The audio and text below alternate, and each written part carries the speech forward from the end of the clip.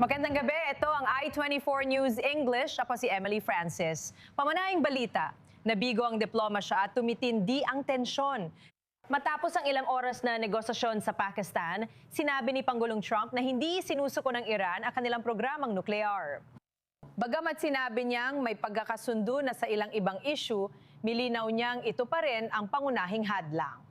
Nagpost ang Pangulo sa Truth Social na magpapatupad ang US ng blokeyong pandagat sa Strait of Hormuz. Nagbabala sa Iran na anumang aksyon laban sa mga barko ay sasalubungin ng matinding puwersa at sinabing handa ang militar ng US. Narito ang ulat ni Alex Schlas. Hindi nagkasundo ang US at Iran matapos ang 21 oras na pag-uusap sa Pakistan. Nag-iwan ng malalaking di pagkakaunawaan ang pagbagsak ng usapan gaya ng programang nuklear ng Iran, Strait of Hormuz at susunod na hakbang ng Washington. Nag-alisa ng magkabilang panig na nagbabatuhan ng sisi. Ayon kay Pangalawang Pangulo J.D. Vance, ibinigay na ng Washington ang pinal at pinakamainam na alok at inakusahan ng Iran na tumangging magbigay ng malinaw na pangakong huwag maghangad ng sandatang nuklear o ng mga kagamitang kailangan para mabilis na makagawa nito. Hindi talaga kami umabot sa puntong tatanggapin ng mga Iranian ang aming kondisyon. Sa tingin ko, naging flexible at maunawain kami. Sinabi sa amin ng Pangulo na kailangan ninyong pumunta rito ng may tapat na hangarin at gawin ang inyong pinakamahusay na pagsisikap para makamit ang kasunduan. Ginawa namin yon, pero sa kasamang palad, walang naging progreso. Ayon sa Iran, naganap ang pag-uusap sa gitna ng kawalan ng tiwala. Sa pananaw ng Tehran, naganap ang mga pag-uusap matapos sa mga linggo ng digmaan at mga linggo ng pag-atake at lumalakas na presyur na isuko ang mahahalagang alas sa negosasyon. Ayon sa Iranian media, pangunahing hadlang ang issue ng nuclear at Strait of Hormuz. Naganap ang round ng negosasyon mahigit 40 araw matapos ipataw ang digmaan at ilang araw matapos ang tigil putukan sa isang atmosperang hindi puno ng kawalan ng tiwala. Kundi ang hinala at masamang loob. Sa anumang kaso, muling nagsagawa ang Amerika ng paglabag militar sa Islamikong Republika ng Iran kasama ang Zionistang rehimen, pangalawa sa loob ng 9 na buwan. Kaya naman. Natural lang na hindi agad makakamit ang kasunduan sa isang sesyon. Sa palagay ko, wala namang umaasa ng ganoon. Kahit sinabi kong ito na ang pinakamahabang pagpupulong natin noon. Binigyang diin pa ni Trump ang pressure bago pa man matapos ang usapan nang sabihin niyang ayos lang sa kanya kung may kasunduan man o wala. Dahil sa sarili niyang mga salita, panalo na ang US. Tingnan mo, panalo pa rin tayo. Kahit ano pa ang mangyari, panalo tayo. Lubos na nating natalo ang bansang iyon. Tingnan natin ang mangyayari. Baka magkasundo sila. Mula sa pananaw ng Amerika, Panalo tayo. Nagbigay na ng senyales si Trump na mas mahigpit na paninindigan sa muling pagbubukas ng Hormuz. Ayon kay Trump, agad magpapatupad ang US ng sarili nitong blocking pandagat sa lahat ng trapikong pumapasok at lumalabas sa Strait of Hormuz kung magpapatuloy ang Iran sa pagpigil sa trapiko at paniningil ng bayad sa pagdaan. Para sa Israel, ibang usapin naman ito. Kung bibigyan ba ng mas malaking papel ang Washington sa diplomasya o itutuloy ang pressure militar, habang giit ni Pulong Ministro Benjamin Netanyahu na hindi pa tapos ang kampanya. tapos ng programa. Hindi pa tapos ang kampanya, pero malinaw na may makasaysayang tagumpay tayo. Balikan ko kung nasaan tayo noon. Sinubukan tayong palibutan at sakalin ng Iran. Hamas sa Gaza, Hezbollah sa Lebanon, ang rehimen ni Assad sa Syria, ang mga milisya sa Iraq, ang mga Houthi sa Yemen. ang mismong Iran. Ibig kong sabihin, Gusto nila kaming sakalin at kami ang sumasakal sa kanila. Tinakot nila kami ng paglipol. Ngayon, lumalaban sila para mabuhay. Nihanda na sila, pero may kailangan pa kaming gawin. kaya sa ngayon, tapos na ang usapan, lantad na ang kawalan ng tiwala at hindi pa rin nare-resolve ang mga pangunahing alitan. Mas mahalaga na ngayon ang mga susunod na hakbang ng US, Iran at Israel kaysa sa negosasyon. Ngayon pupunta tayo sa Washington, D.C. kasama ang senior U.S. correspondent ng I-24 News na si Mike Wagenheim. Magandang gabi! Alam natin, nakaka-brief lang ng mga opisyal sa isang mamamahayag na naipresenta na sa mga Iranian ang red lines. Pero ano-ano pang detalye bukod sa nuclear component na nabanggit natin kanina? Alam mo, nabanggit na ito ni Pangalawang Pangulo Vance at mas direkta si Pangulong Trump dito na iyon talaga ang sentro ng mga pag-uusap. Diyan talaga umiikot ang lahat sa programang nuclear na matagal nang ipinapangako ng Iran na hindi itatayo. Pero ilang dekada na nilang sinasabi ito. Hindi lang ang pangako mismo, kundi ang aksyon na ginagawa. Ano ang ginagawa ninyo sa Tehran para masiguradong sa pangmatagalan ay hindi kayo makakabuo ng programang nuklear? Saan mapupunta ang enrichment? Itatago ba ito ng mga Iranian? Ano ginagawa nila sa centrifuge nila? At iba pa.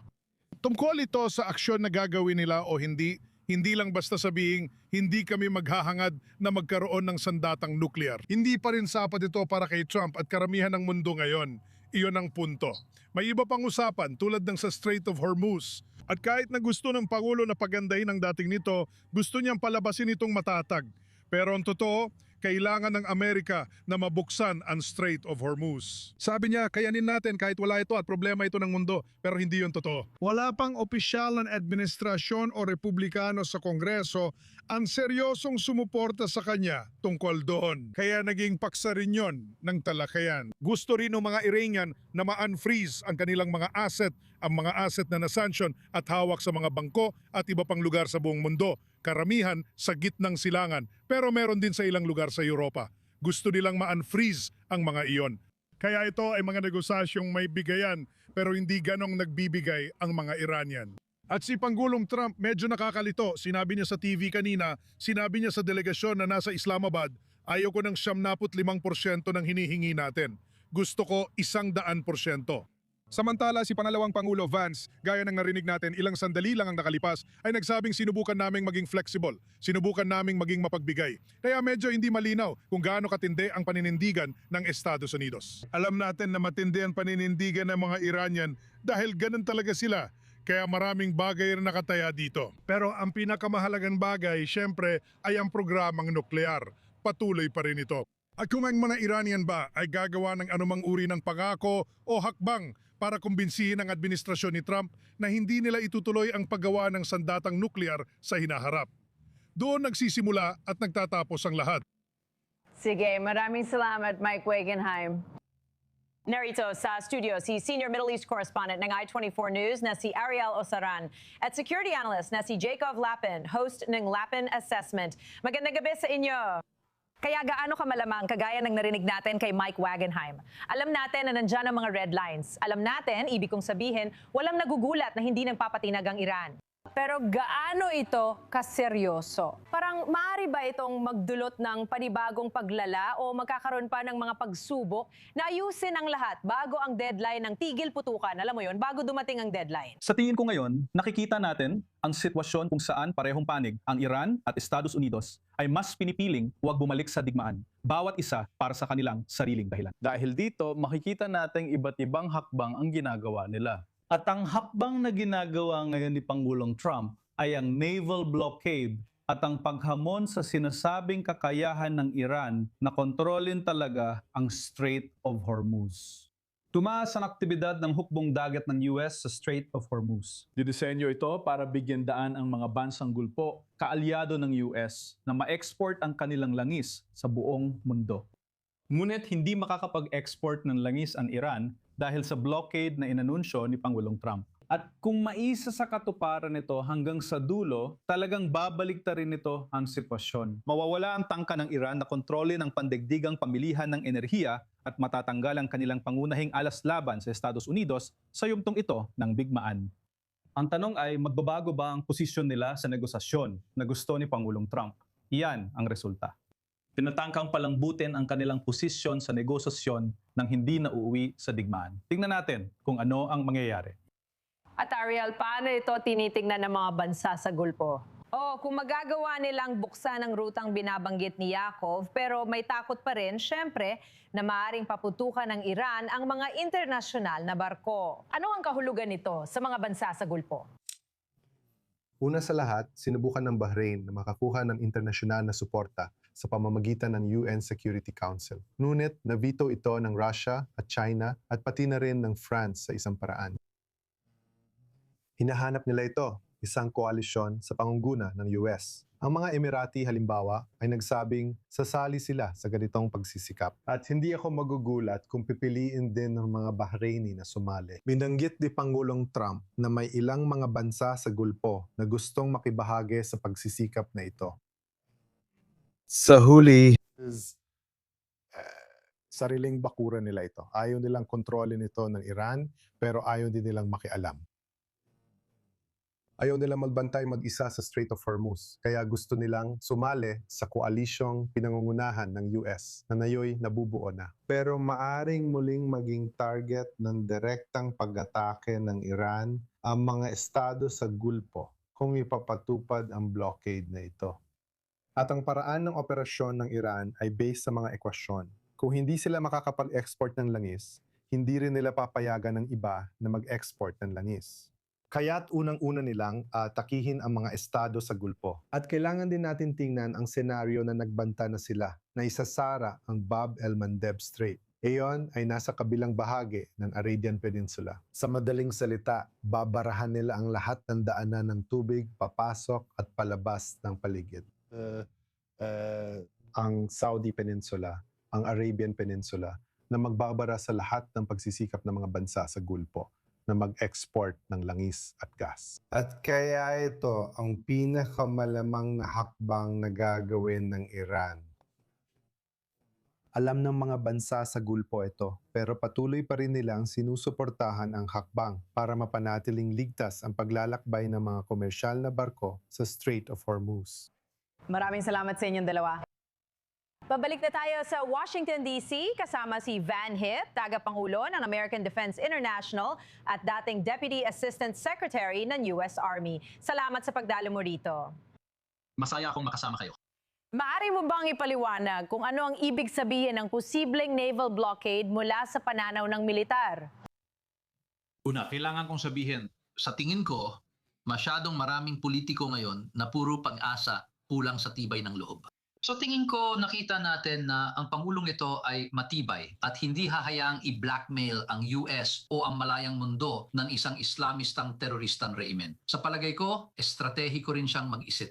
Paano kung gawin din ng China ang ganitong pananakot sa South China Sea na mahalaga sa ekonomiya ng mundo at dinadaanan ng $5 trilyong na kargamento taon-taon? Kaya sa tingin ko, ang Pangulo ay nag-iisip ng napaka-estratehiko. Sa ngayon, ang mga luma nating minesweeper na barko ay unti-unti nang inaalis at ang ating mga littoral combat ship ay nilalagyan na ng kakayahang labanan ang mga mina. Yung dalawang malaking littoral combat ship na nakahanda para sa gitnang silangan ay nag-maintenance nung nakaraang buwan sa Singapore. Pabalik na sila pero may 4 tayong mine countermeasure na barko ngayon sa riyon. At marami tayong underwater unmanned drones na may kakayahang maghanap at tumatake ng mga mina. Iniisip namin na ang Iran ay posibleng may 6,000 mina ayon sa pagtataya ng Intel, pero di namin alam kung nailagay na nila lahat. Pero maganda rin ang balita kahapon kung saan inihayag ni Admiral Cooper, ang CENTCOM commander, na sinimulan na natin kahapon ang mga operasyon para linisin ang bagong daanan sa Strait of Hormuz. At ipapaabot namin ito agad sa industriya ng pagpapadala sa dagat. Gaano kalaki ang panganib nito sa tropa na nag-aalis ng mina? Tulad ng sabi mo, malaki ang bilang niyan. Nasa ilalim lang talaga sila ng kipot, sa totoo lang. Gusto namin gamitin ang pinakabagong kakayahan sa pag-alis ng mina sa ilalim ng dagat gamit ang unmanned na kagamitan na meron kami. Sa madaling salita, isipin mo ito bilang mga underwater drone na may kakayahan gamit ang sensor technology katulad ng ibang teknolohiya para matukoy ang mga minang ito. May kakayahan din tayong pasabugin ang mga ito. Ang totoo, dumaan ang 2 destroyer natin doon kahapon, kaya nagsisimula na tayong makahanap ng bagong daanan na may papaabot ng Estados Unidos sa industriya ng pagpapadala sa dagat. Sa tingin ko mahalaga ito ngayon. Inanunsyo ng Pangulo na maraming bakanteng oil tanker ang papunta sa Estados Unidos para kumuha ng lamis at enerhiya. Ang Estados Unidos simula noong unang termino ni Pangulong Trump ay naging net exporter ng lahat ng uri ng enerhiya. Dahil sa mga hakbang ni Pangulong Trump sa nuclear, mas lumalakas ang Estados Unidos. Ang totoo, ang mga bansang Asyano at mga bansang Europeo ay mas higit na umaasa sa Strait of Hormuz. Palagay ko, may utang na loob ang mga bansang ito kay Pangulong Trump sa mga ginawa niya. Masasabi ko ito. Tandaan, ilang linggo lang ang lumipas. 22 bansa, marami sa kanila ay mga kaalyado ng NATO at marami rin ang mula sa Asya ang lumagda sa isang magkasanib na pahayan. Nahanda silang gawin ang lahat ng kinakailangan at tumulong sa proseso ng pagbubukas ng Strait of Hormuz. Si Mark Rutte, kalihim general ng NATO, na sa tingin ko ay kasing dismayado rin sa NATO gaya ni Pangulong Trump, ay mahusay na nagbuo nito. Nakipagkita siya kay Pangulong Trump sa tingin ko nung nakaraang Huwebes yun. Naniniwala akong ito ang isa sa mga napag-usapan nila. Dahil sinabi ng Pangulo ngayon na may iba pang mga bansa na sasama sa Estados Unidos sa pagharang sa Strait of Hormuz na sana sa huli ay magdulot ng muling pagbubukas nito. Tama, maraming salamat sa napakagandang paliwanag na yon, Van Hip. Lubos kong pinahahalagahan. Ikinagagalak kong makasama kayo. Habang magsisimula ang usapang pangkapayapaan ng Israel at Lebanon sa Martes sa Washington, patuloy ang sagupaan ng Hezbollah at IDF. Ayon sa IDF, sinalakay nilang isang ospital sa katimugang Lebanon at napatay ang halos 20 armadong Hezbollah na nagtatago sa loob at ginagamit ang ospital para sa layuning militar. Patuloy pa rin ang Hezbollah sa pag-atake gamit ang rocket at drone sa mga komunidad sa hilagang hangganan ng Israel. Pupunta tayo sa Hilaga kasama si Balir Slading, correspondent ng I-24 News para sa mga bagong balita doon. Una, talakayin muna natin ang anunsyo ng Minister ng Depensa na si Israel Katz tungkol sa bagong pangalan ng operasyon. Pakiusap, ikwento mo pa. Tama. Nasa South Lebanon ngayon ang Minister ng Depensa na si Israel Katz at punong ministro Benjamin Netanyahu at nagbigay sila ng pahayag sa media. At isa sa mga pahayag na inilabas ni Defense Minister Israel Katz, sinabi niya na ang bagong operasyon ay tatawaging Silver Plew. Ito ang pangalan, sana tama ang pagsaling ko mula sa Hebrew. Pero ang pinag-uusapan natin dito ay ang pagsira ng mga infrastruktura na ginagamit ng Hezbollah sa unang linya ng mga baryo sa timog ng Lebanon, kabilang ang mga baryong nasa mismong hangganan ng Israel. Na isa sa mga ito ay ang Vintage Bell na babanggitin natin mamaya o ipapaliwanag pa ng kaunti tungkol dito maya-maya. At ang si Israel Katz ay nagsalita rin tungkol sa huling sandali ni Nasrallah, ang dating pinuno ng Hezbollah. Sinabi niya na siya ay nasuffocate sa kanyang mga huling minuto. Iniisip na nagkamali siya sa pag-atake sa Israel. At sinabi ng Defense Minister na dapat ipagpatuloy ang operasyon. Ito ay siyempre sa konteksto ng mga hinihingi ng Iran at ng Hezbollah na itigil ang labanan o magkaroon ng tigil putukan sa Lebanon. At pati na rin ang gobyerno ng Lebanon ayon sa mga ulat ay nilagyan ng kondisyon ang pagsisimula ng negosasyon na binanggit mo lang na dapat tumigil muna ang mga pag-atake sa Lebanon. Kahit ano pa man, kahit bumaba ang mga pag-atake o airstrikes, ibig kong sabihin sa Beirut, sa timog na suburb ng Beirut, sa Dahia at pati na rin sa timog ng Lebanon, nakikita natin na nagpapatuloy pa rin ang operasyong panlupa. At para lang balikan ng Vintage Bell, iniulat na yon ng Il Jadid, isang news pahayagan sa Lebanon na may 3 Israeli tanks sa lugar ng Vintage Bell katabi mismo ng stadium doon. Ibig sabihin ang pag-ikot o pagpalibot sa bayan na dati itinitirhan ng 30,000 katao bago ang digmaan ay malapit ng makumpleto. At tila, inaasahan na magsisimula ang sagupaan sa pagitan ng mga tropang Israeli at mga operatiba ng Hezbollah na nananatili pa rin sa Vintage Bell. Ayon sa mga pagtataya sa Lebanon, tinatayang may 800 operatiba pa ang nasa loob ng Vintage Bell. At ito ay isa lamang sa mga bayan o lungsod sa timog ng Lebanon na balak sakupin ng Israeli IDF sa nalalapit na hinaharap. Ano masasabi mo dito? Alam natin bumisita ang punong ministro sa buffer zone ngayong araw at sinabing marami pang kailangan gawin at ginagawa na nila ito. Ano ang ibig niyang sabihin?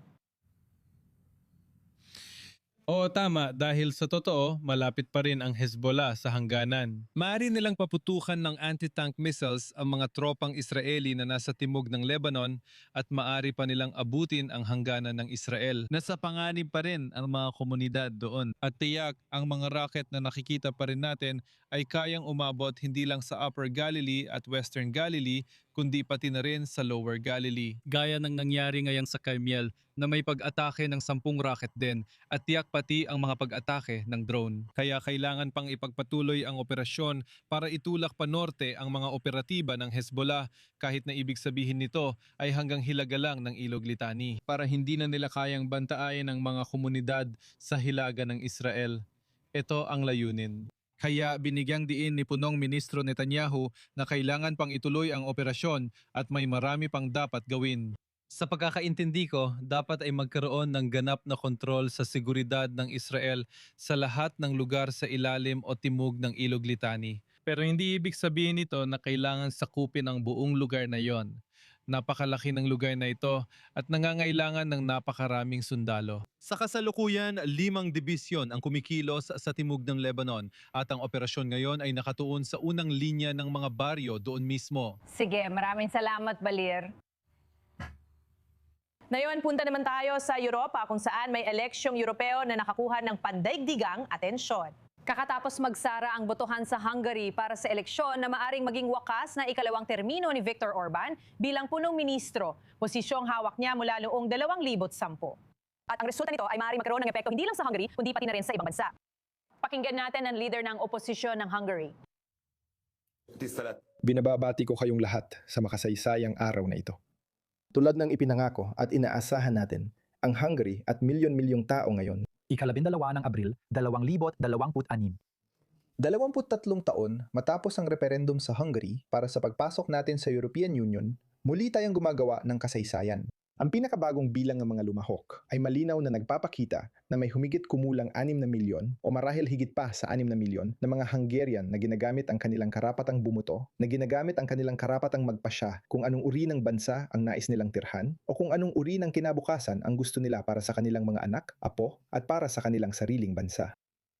Kasama natin ngayon si I-24 News Correspondent Joe Brown para sa balita. Magandang gabi. Naintindihan ko na nakakakita tayo ng mga live na larawan ng mga tao nagsisimula ng mabiwang pero wala pa silang opisyal na exit polls. Kaya ibig kong sabihin, paano tayo makakasigurado na ganito nga ang kalalabasan?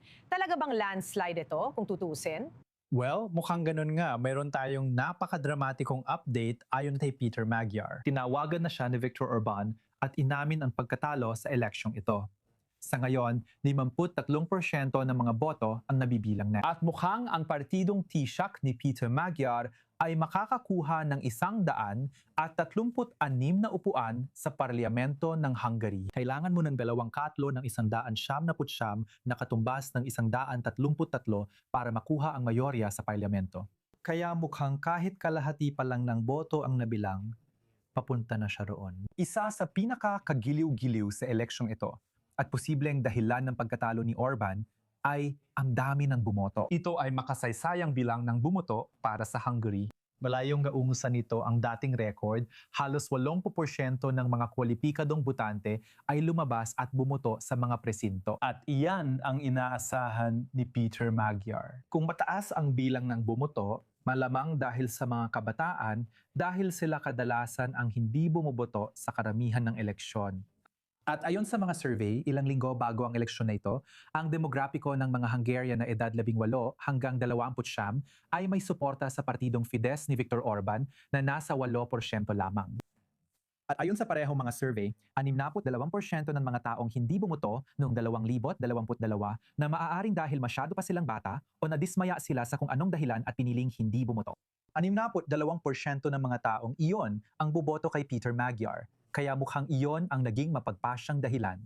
Ang mga kabataan ang nagpanalo kay Peter Magyar. Kaya ano talaga ang naging huling patak na nagpuno sa salop at naging dahilan kung bakit siya naging hindi popular at napakaraming tao ang lumabas para bumoto? Ibig ko sabihin, bihira makuha ang ganung porsyento sa eleksyon kahit saang bansa. Sa totoo lang, hindi ito iisang huling patak lang. Parang sangkatutak na problema ang tuluyang nagkabagsak sa kanya. Tandaan mo na, si Viktor Orban ay nasa kapangyarihan na ng 16 na taon. Marami sa mga kabataang botante na bumoboto sa unang pagkakataon ay hindi alam ang ibang alternatibo para sa Hungary maliban kay Orban na namumuno. Sa loob ng 16 na taon, inakusahan siya ng korupsyon at yumaman ang mga taong malapit sa Fidesz dahil sa mga negosyong kasunduan. Nabatikos din siya dahil sa mga patakaran sa lipunan. Makikita mo ngayon sa screen, nasa punong tanggapan ng Fidesz ito. Nasa punong tanggapan sila ng partido ni Viktor Orban. Naniniwala akong nagsasalita siya ngayon, malamang ay umaamin ng pagkatalo. At sa katunayan ay nagbigay siya ng pagbate. Oo, tama. Maganda iyon para sa kanya dahil may takot na baka gayahin niya si Trump. At ang nangyari noong Enero 6 na hindi umamin ng talo at pilit manatili sa kapangyarihan. Nagbiro pa nga siya tungkol doon kanina lang pagkatapos niyang bumuto. Pero balikan natin kung bakit naging hindi popular si Orban. Tulad ng sabi ko, ito ay dahil sa korupsyon at mga isyung pang-ekonomiya.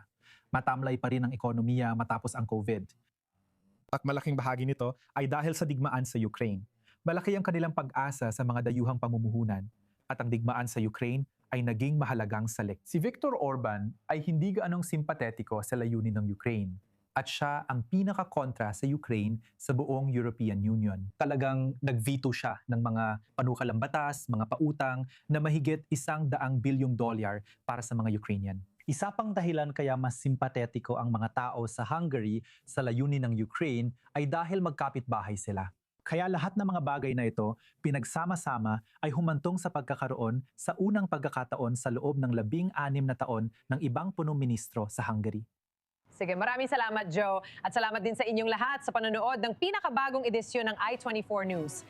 Maaari ninyong tingnan ang aming schedule ng broadcast tuwing Lunes. Makikita ninyo ito sa inyong screen. Bukas ay araw ng paggunita sa Holocaust. Kaya sa natitirang ilang segundo, makukuha ninyo ang lahat ng impormasyong kailangan para mapanood ang I24 News coverage. Salamat muli. Makikita tayo dito sa susunod na oras.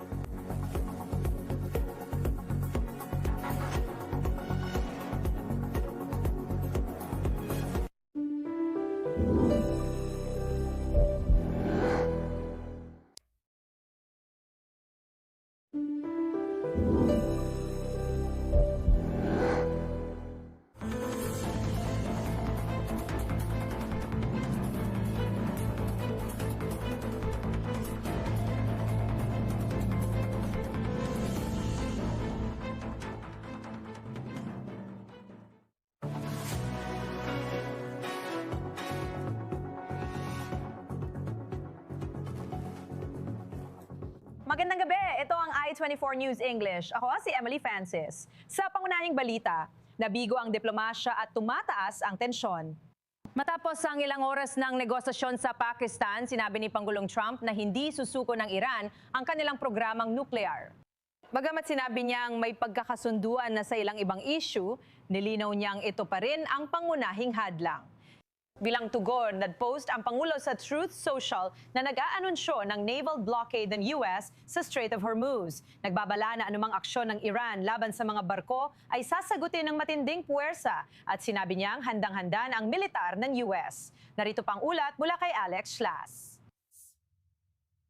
Walang napagkasunduan ang US at Iran sa 21 oras na negosasyon sa Pakistan. Ang pagbagsak ng pag-uusap ay nagdulot ng hindi pa nareresolbang issue tulad ng nuclear program ng Iran, Strait of Hormuz at susunod na hakbang ng Washington. Nag-alisa ng magkabilang panig na nagbabatuhan ng sisi ayon kay Pangalawang Pangulo J.D. Vance na ibigay na ng Washington ang huling alok at inakusahan ng Iran na tumangging magbigay ng malinaw na pangakong hindi maghangad ng sandatang nuclear o ng mga kagamitang kailangan para mabilis na makagawa nito. Hindi kami umabot sa puntong tatanggapin ng mga Iranian ang aming kondisyon.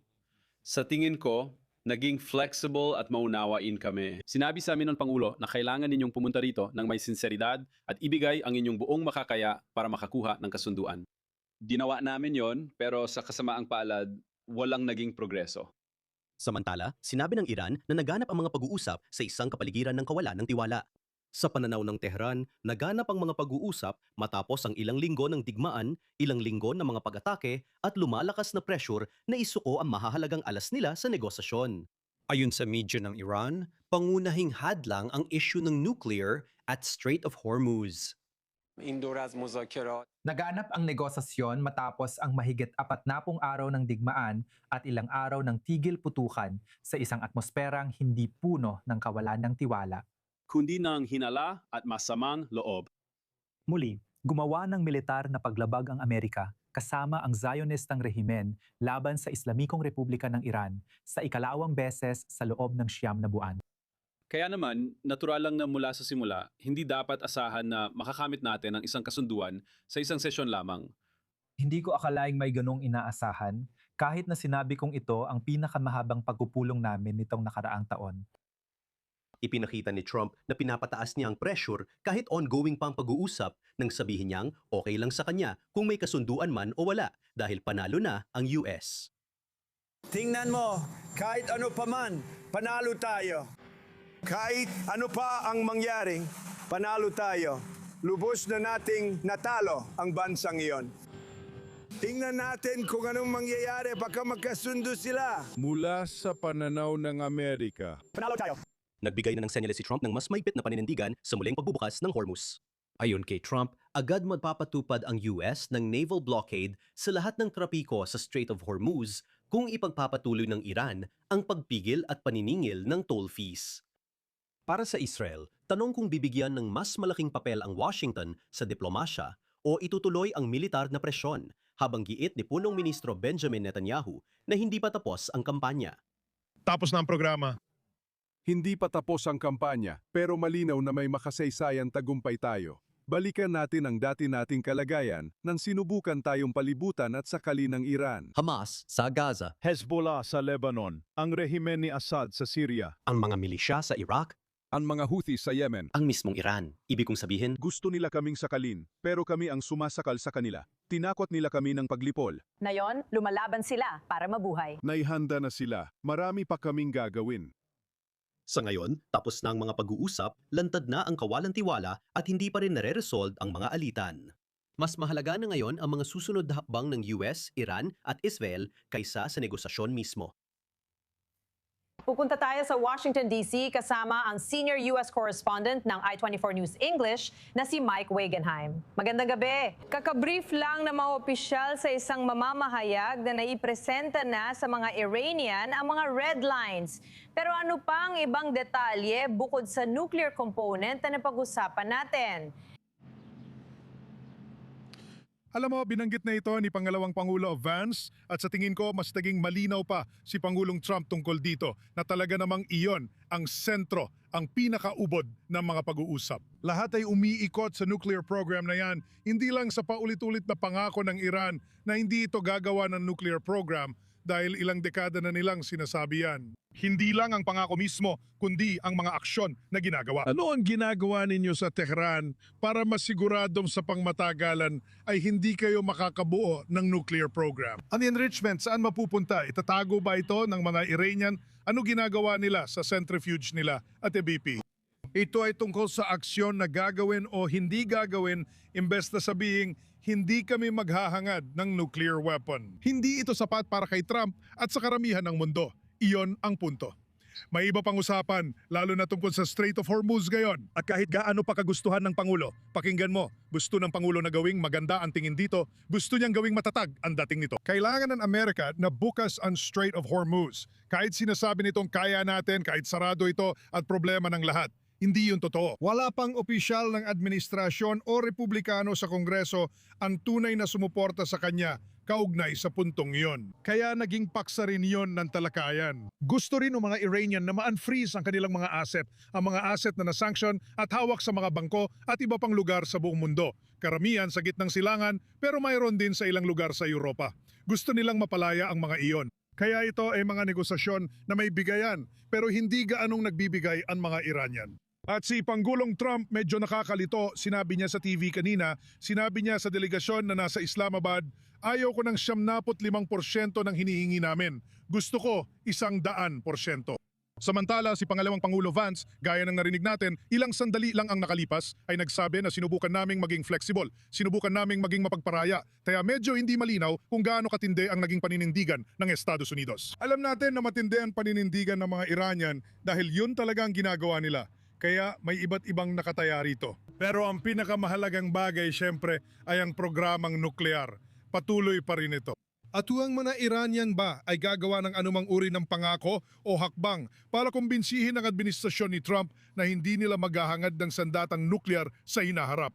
Doon nagsisimula at nagtatapos ang lahat.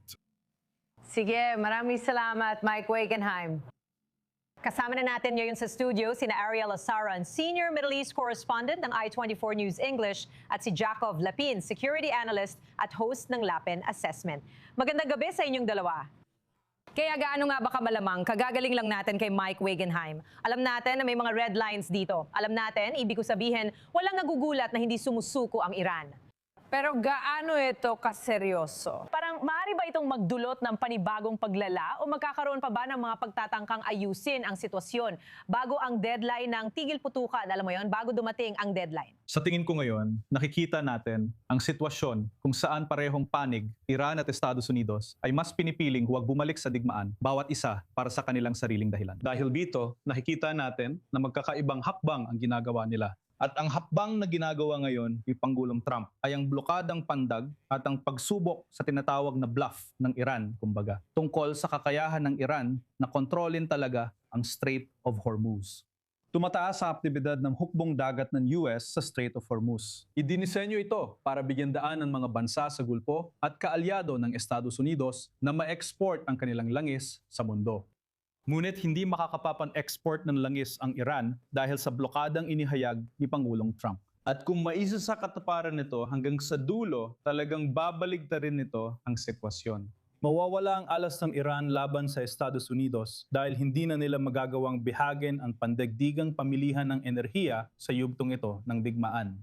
Tanong ay kung mababago ang posisyon nila sa negosasyon gaya ng gusto ni Pangulong Trump. Iyan ang gusto niya, palambutin ang posisyon nila sa negosasyon nang di na mauwi sa digmaan. Hintayin natin ang kalalabasan yun.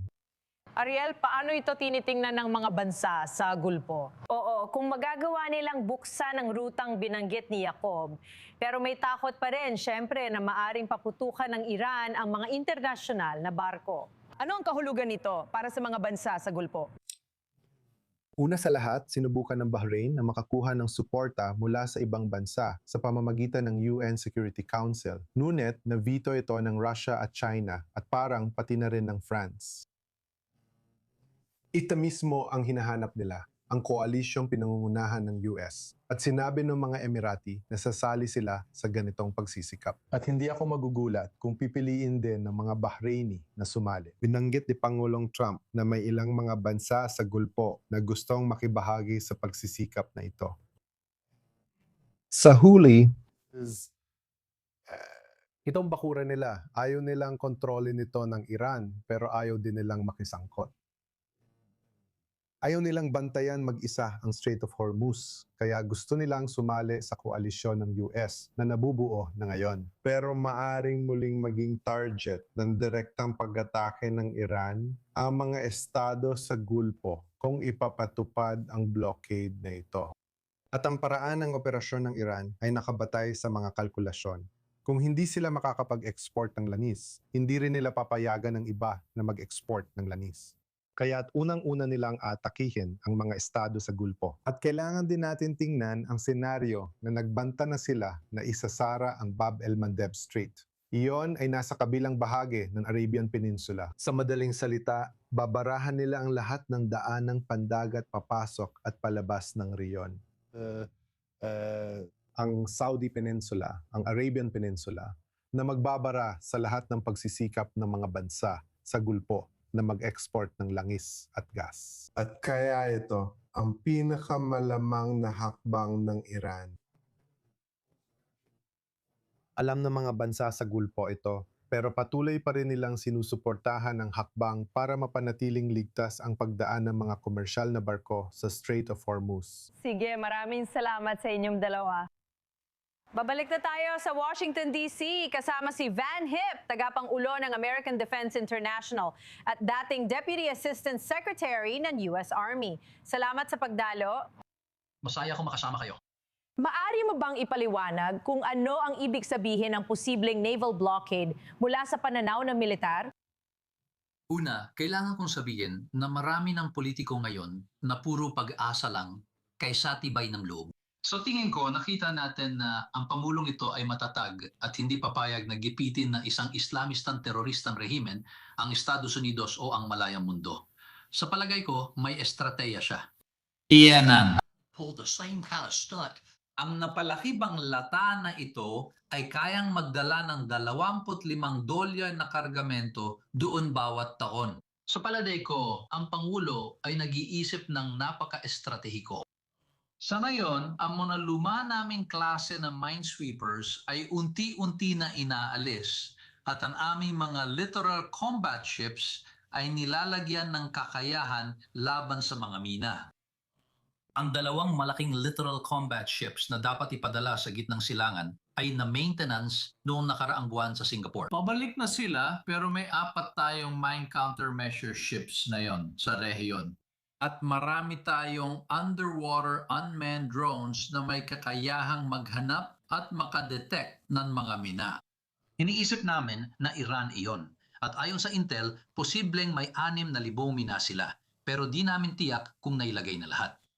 Pero maganda rin ang balita kahapon kung saan inanunsyo ni Admiral Cooper, ang CENTCOM commander, na nagsimula na tayo ng operasyon kahapon para linisin ang bagong daanan sa Strait of Hormuz. At ipapaabot namin iyon agad sa industriyang pandagat. Gaano kalaki ang panganib nito sa mga tropang nade-demining gaya ng nabanggit mo? Malaki ang bilang na yon. Nasa ilalim lang talaga sila ng kipot, sa totoo lang. Kaya nga, gusto naming mag-deploy at gamitin ang pinakabagong kakayahang panglinis ng mina sa ilalim ng dagat na hindi pinapatakbo ng tao na meron tayo. Sa madaling salita, isipin mo ito bilang underwater drone na may sensor technology para matukoy ang mga minang ito. Kaya rin nating pasabugin ang mga ito pagkatapos. Pero dahil dumaan kahapon ang 2 destroyer, nagsisimula tayo makahanap ng bagong daanan na tingin ko ay magagamit ng Estados Unidos para ipaalam ito sa industriyang pandagat. Sa tingin ko, mahalaga ito ngayon. Inanunsyo ng Pangulo na maraming bakanting oil tanker ang papunta sa Estados Unidos para kumuha ng langis at enerhiya. Ang Estados Unidos, simula noong unang termino ni Pangulong Trump, ay naging net exporter ng lahat ng uri ng enerhiya. Dahil sa mga hakbang ni Pangulong Trump sa larangan ng nuclear, mas lumalakas ang Estados Unidos. Ang totoo, ang mga bansang Asyano at mga bansang Europeo ay mas higit na umaasa sa Strait of Hormuz. Sa palagay ko, may utang na loob ang mga bansang ito kay Pangulong Trump sa kanyang mga ginawa. Masasabi ko ito. Tandaan, ilang linggo lang ang nakalipas, 22 bansa, marami ay mga kaalyado ng NATO at mula Asia, ang pumirma sa isang magkasanib na deklarasyon. Nahanda silang gawin ang lahat ng kinakailangan at tumulong sa proseso ng pagbubukas ng Strait of Hormuz. Si Mark Rutte, kalihim general ng NATO, na sa tingin ko ay kasing nakakainis din sa NATO tulad ni Pangulong Trump, ay mahusay na nadbuo niyon. Nakipagkita siya kay Pangulong Trump sa tingin ko nung nakaraang Webes, naniniwala akong ito ang naging paksa ng kanilang pag-uusap. Dahil sinabi ng Pangulo ngayon na may iba pang sasama sa Estados Unidos sa pagharang sa Strait of Hormuz, na sana sa huli ay magbubunga ng muling pagbubukas nito. Tama. Maraming salamat sa napakagandang paliwanag na yon, Van Hip. Lubos ako nagpapasalamat. Masaya akong makasama kayo. Samantala, magsisimula na ang usapang pangkapayapaan ng Israel at Lebanon sa Martes sa Washington. Patuloy pa rin ang putukan sa pagitan ng Hezbollah at IDF ayon sa IDF. Nilusob nila ang ospital sa Timog, Lebanon kung saan napatay ang halos 20 armadong Hezbollah na nagtatago at ginagamit ang pasilidad ng sibilyan para sa militar. Tuloy pa rin ang Hezbollah sa pag-atake gamit ang rocket at drone sa mga komunidad sa hilagang hangganan ng Israel. Pupunta tayo sa Hilaga kasama ang I-24 News correspondent na si Balir Sladin para sa pinakabagong balita roon. Una, pag-usapan natin ang inanunsyo ni Defense Minister Israel Katz tungkol sa bagong pangalan ng operasyon. Pakikwento pa. Oh, tama. Ngayon, sina Defense Minister Israel Katz at Prime Minister Benjamin Netanyahu ay nasa South Lebanon at nagsalita sa media. At isa sa mga pahayag na inilabas ni Defense Minister Israel Katz, sinabi niya na ang bagong operasyon ay tatawaging Silver Blue. Ito ang pangalan, sana tama ang pagsasalin ko mula Hebrew. Pero ang pinag-uusapan natin dito ay ang pagsira sa mga infrastruktura na ginagamit ng Hezbollah sa unang linya ng mga baryo sa timog ng Lebanon, kabilang ang mga baryong nasa mismong hangganan ng Israel. Isa sa mga ito ay ang Vintage Bill. Nababanggitin natin mamaya o ipapaliwanag pa ng kaunti tungkol dito maya-maya. At nagsalita din si Israel Katz tungkol sa huling sandali ni Nasrallah, ang dating pinuno ng Hezbollah. Sinabi niya na siya ay nasuffocate sa kanyang mga huling minuto. Iniisip na nagkamali siya sa pag-atake sa Israel. At sinabi ng Ministro ng Depensa na dapat ipagpatuloy ang operasyon. Ito ay siyempre sa gitna ng mga hinihingi ng Iran at ng Hezbollah na itigil ang labanan o magkaroon ng tigil putukan sa Lebanon. At gayon din, ang gobyerno ng Lebanon ay ayon sa mga ulat, ginawang kondisyon sa pagsisimula ng negosasyon na binanggit mo lamang kapag tumigil na ang mga pag-atake sa Lebanon. Kahit ano paman, kahit bumaba ang mga pag-atake o airstrike, ibig kong sabihin sa Beirut, sa timog na suburb ng Beirut, sa Draha at pati na rin sa timog ng Lebanon, nakikita natin na nagpapatuloy pa rin ang operasyong panlupa. At para lang balikan ang Vintage Bell, na yon Il Jadid ang pahayagan sa Lebanon, binanggit lang na may 3 Israeli tanks sa lugar ng Vintage Bell katabi mismo ng stadium doon. Ibig sabihin, ang pag-ikot o pagpalibot sa bayan na dati tinitirhan ng 30,000 katao bago ang digmaan ay malapit ng makumpleto. At tila, inaasahan na magsisimula ang sagupaan sa pagitan ng mga tropang Israeli at mga operatiba ng Hezbollah na nananatili pa sa Vintage Bill. Ayon sa mga pagtataya, sa Lebanon, tinatayang may 800 operatiba pa ang nasa loob ng Vintage Bell. At ito ay isa lamang sa mga bayan o lungsod sa timog ng Lebanon na balak sakupin ng IDF ng Israel sa malapit na hinaharap. Ano pa ang masasabi mo tungkol dito? Alam namin, binisita ng panuministro ang buffer zone na yon at sinabi niya marami pang kailangan gawin at ginagawa nila yon. Ano ang ibig din sabihin? Oo, tama. Dahil kahit ano pa man, malapit pa rin ang Hezbollah sa hangganan. Maaari nilang paputukan ng anti-tank missiles ang mga tropang Israeli na nasa timog ng Lebanon at maaari pa nilang abutin ang hangganan ng Israel. Nanggangganib pa rin ang mga komunidad doon. At tiyak, ang mga rocket na nakikita pa rin natin ay kayang umabot hindi lang sa Upper Galilee at Western Galilee, kundi pati na rin sa Lower Galilee. Gaya na nangyari sa Carmel ngayon, sunod-sunod ang manipis na rocket at tiyak pati mga drone attack. Kaya kailangan pang ipagpatuloy ang operasyon para itulak panorte ang mga operatiba ng Hezbollah. Kahit na ibig sabihin nito ay hanggang hilaga lang ng Ilog Litani para hindi na nila kayang bantaan ang mga komunidad sa hilaga ng Israel. Ito ang layunin. Binigyang diin na iyon ni Punong Ministro Netanyahu na kailangang ipagpatuloy ang operasyon at marami pang gagawin. Ayon sa pagkakaintindi ko, dapat magkaroon ng ganap na kontrol sa seguridad ng Israel sa lahat ng lugar sa ilalim o timog ng Ilog Litani, pero hindi ibig sabihin na sasakupin ang buong lugar. Napakalaki ng lugar na ito at nangangailangan ng maraming sundalo. Sa kasalukuyan, 5 dibisyon ang kumikilos sa timog ng Lebanon at ang operasyon ngayon ay nakatuon sa mga baryong nasa unang hanay roon. Sige, maraming salamat, Balie. Puntahan natin ang Europa kung saan ang eleksyon sa Hungary ay umani ng pandaigdigang pansin. Katatapos lang ng botohan sa Hungary sa isang halalang maaaring matapos sa ikalawang panunungkulan ni Viktor Orban bilang punong ministro, isang posisyong hawak niya mula noong 2010. At ang resulta nito ay maaaring magkaroon ng epekto hindi lang sa Hungary kundi sa iba pang bahagi ng mundo. Pakinggan natin ang leader ng oposisyon ng Hungary. Binababati ko kayo sa makasaysayang araw na ito. Tulad ng ipinangako at inaasahan natin, ang Hungary at milyon-milyong tao ngayon, Abril 12, 2023 taon matapos ang referendum ukol sa pagpasok sa European Union ay muling sumusulat ng kasaysayan.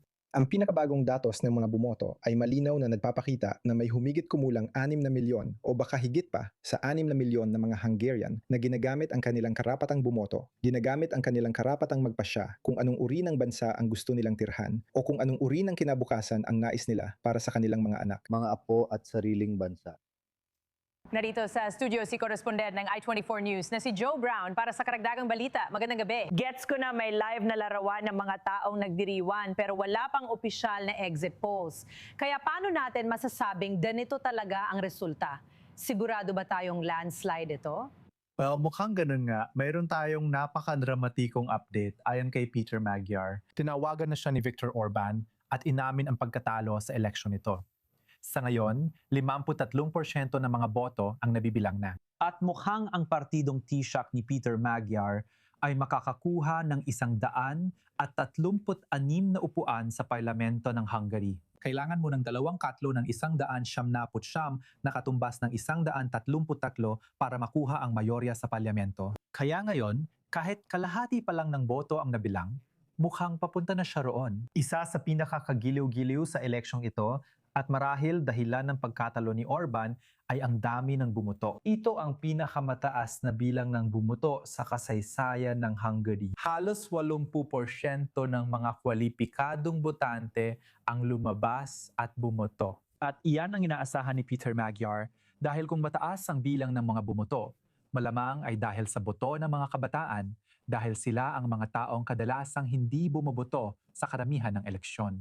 At ayon sa mga survey, ilang linggo bago ang eleksyon na ito, ang demograpiko ng mga Hungarian na edad 18 hanggang 29 ay nagbigay lamang ng 8% na suporta sa partidong Fidesz ni Viktor Orban. At ayon din sa parehong mga survey, 62% ng mga taong hindi bumoto noong 2022 na maaaring dahil masyado pa silang bata o nadismaya sila sa kung anong dahilan at piniling huwag bumoto. 62% ng mga taong iyon ay bubuto kay Peter Magyar. Kaya mukhang yun ang naging mapagpasyang dahilan. Ang mga kabataan ang nagpanalo kay Peter Magyar. Ano talaga ang naging huling patak na nagpuno sa salok kaya siya naging hindi popular at kaya napakaraming tao ang lumabas at bumoto? Ibig ko sabihin, bihira mong makuha ang ganong porsyento sa eleksyon sa kahit anong bansa. Hindi lang ito ang huling patak. Isang buong tumpok ng dayami ang gumali sa likod ng kamelyo. Tandaan mo na si Viktor Orban ay nasa kapangyarihan na ng 16 na taon. Marami sa mga kabataang botante na unang beses pa lang boboto, wala silang ibang kilalang alternatibo para sa Hungary maliban kay Orban na namumuno. At sa loob ng 16 na taon na iyon, inakusahan siya ng maraming bagay tulad ng korupsyon. Maraming tao na malapit sa partidong Fidesz ang yumaman dahil sa mga kasunduan sa negosyo. Binatikos din siya dahil sa mga patakarang panlipunan niya. Makikita mo sa screen, ito ay sa Fidesz. Nasa punong tanggapan sila ng partido ni Viktor Orban. Sa tingin ko ay nagsasalita na siya ngayon, malamang ay tinatanggap na niya ang pagkatalo. Nagbigay nga siya ng pagbate, oo, tama. Maganda yun para sa kanya dahil may mga pangamba talaga na baka sundan niya ang yapak ni Trump noong Enero 6 at hindi umamin sa pagkatalo at subukang manatili sa kapangyarihan hanggat maaari. Nagbiro pa nga siya tungkol doon kanina lang pagkatapos niyang bumoto. Pero balikan natin kung bakit naging hindi popular si Orban. Kaya gaya ng sinabi ko, una sa lahat, ito ay dahil sa korupsyon, pati na rin sa mga isyong pang-ekonomiya. Pagkatapos ng COVID, nananatiling matamlay ang ekonomiya. Malaki ang epekto nito dahil sa digmaan sa Ukraine. Umaasa sila sa dayuhang pamumuhunan at naging mahalaga ang papel ng digmaan sa Ukraine. Si Viktor Orban ay hindi gaanong simpatetiko sa layunin ng Ukraine. Siya ang pinaka-kontra sa Ukraine sa buong European Union. Sa katunayan, nag-veto na siya. Mga panukalang batas, pautang na lampas $100 bilyong para sa mga Ukrainian. Isa pa ito sa dahilan kung bakit mas simpatetiko ang mga tao sa Hungary sa layunin ng Ukraine, lalo na't magkalapit silang bansa. Dahil sa pagsasama-sama ng mga bagay na ito, nagkaroon ng bagong punong ministro sa Hungary sa unang pagkakataon sa 16 na taon. Sige, maraming salamat Joe at salamat din sa inyong lahat sa panonood ng pinakabagong edisyon ng I24 News. Maaari ninyong tingnan ang aming schedule ng broadcast tuwing Lunes. Nakikita ninyo ito sa inyong screen. Bukas ay araw ng paggunita sa Holocaust. Kaya kung titingnan ninyo sa natitirang ilang segundo, makikita ninyo ang lahat ng impormasyong kailangan ninyo para mapanood ang coverage ng I-24 News. Maraming salamat muli at magkikita tayo ulit dito sa pagsisimula ng susunod na oras.